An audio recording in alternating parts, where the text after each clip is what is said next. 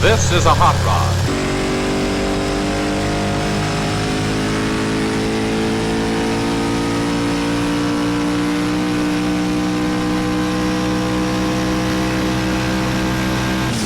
And so are these, all of them, waiting their turn to participate in official time trials at El Mirage Dry Lakes in California.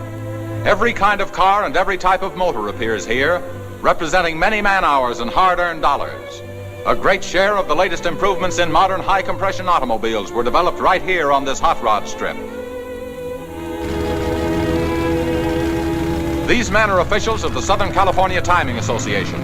They are pioneers in the field of hot rod racing. They have helped to overcome a public distaste for the words hot rod, and have served as an example to their younger members who are made to realize that their cars should be built for safety as well as speed. Each car has been inspected before it embarks on its time trial. The desire for perfection has created a sport that is educational as well as exciting to both participants and spectators. This is legal hot rod racing. There is no speed limit here. The idea is to go as fast as you can against a common opponent, the clock.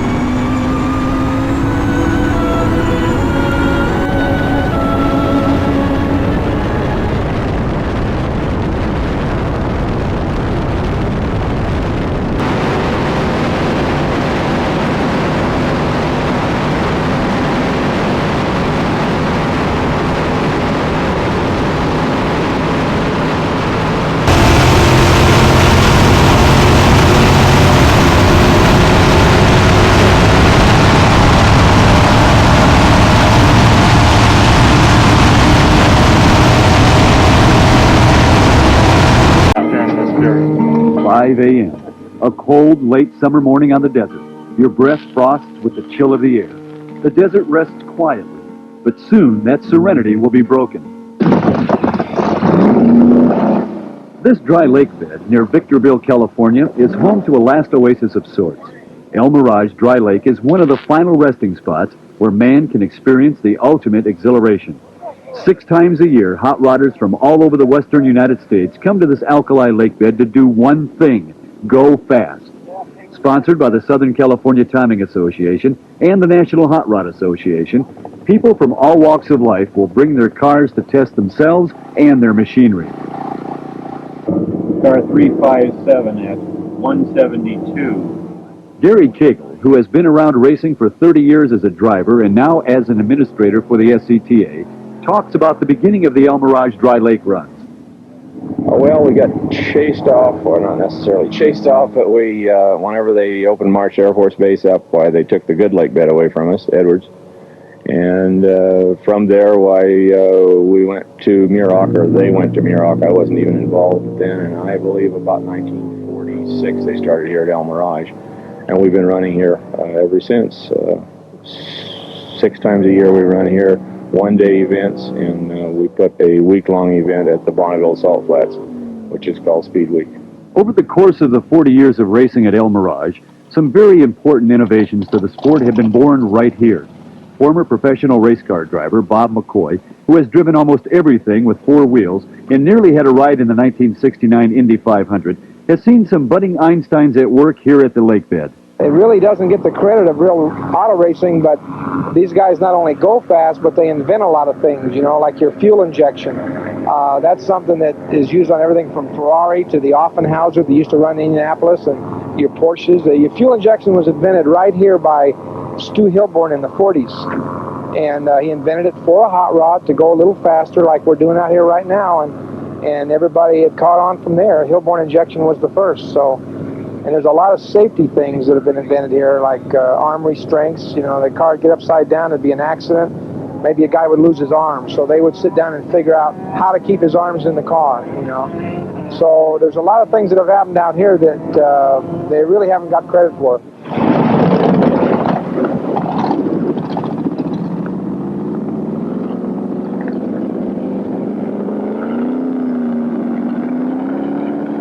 As everyone can see, why the off-roaders have not done us very well with the lake bed.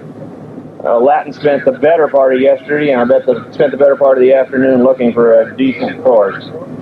And this isn't decent, but it's all there is. So I want all the drivers to take a look at it. If you don't feel your bike or car is safe on it, don't run. The decision has to be yours.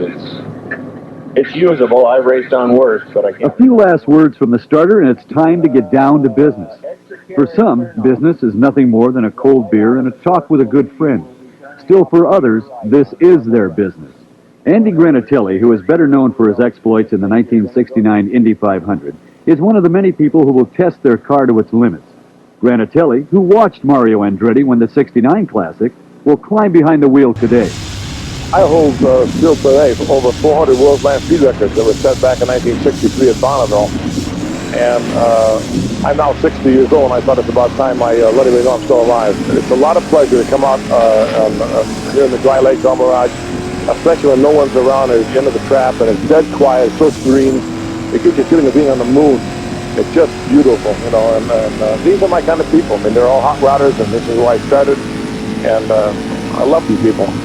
And Granatelli can add a new record to his list, traveling the mile and 3/10 course at more than 184 miles an hour.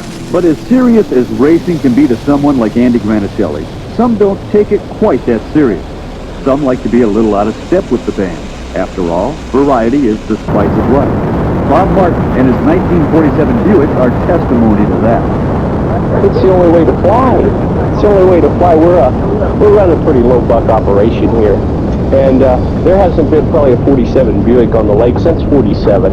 And we just like to do a little bit, you know, we like to do it a little bit different. We come out here to have fun, and we don't go real fast. But we have a hell of a time. And before anyone laughs, don't.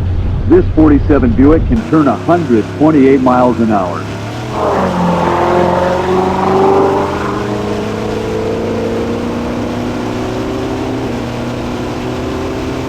As you can tell by the speed, life along this mile and 3/10 stretch of dirt is definitely not at 55 miles an hour. You can bet no one on this lake bed would settle for the double nickel. They want the whole dollar. It's the old speed. Now, let's put it this way. There's three of us that are 64 years old. We have one man that's 79. He goes 215 miles an hour. So far, I've only won 198. Today, I hope for 200. The record is 194 that we're going by in the Camaro. That's just about it. We're all going to have fun. It's an acceleration you can't believe. You've got noise, dirt, vibration, and you let it all hang out. But you do one thing. You pray for that finish line because something may happen.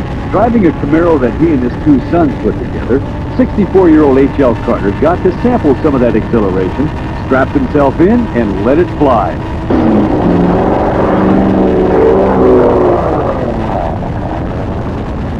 And fly Carter did, a shade over 193 miles an hour. Man's desire to go fast has always propelled him to greater speeds. But it takes a certain kind of person to put himself or herself behind the wheel of a fire-breathing hunk of metal. A daredevil, perhaps.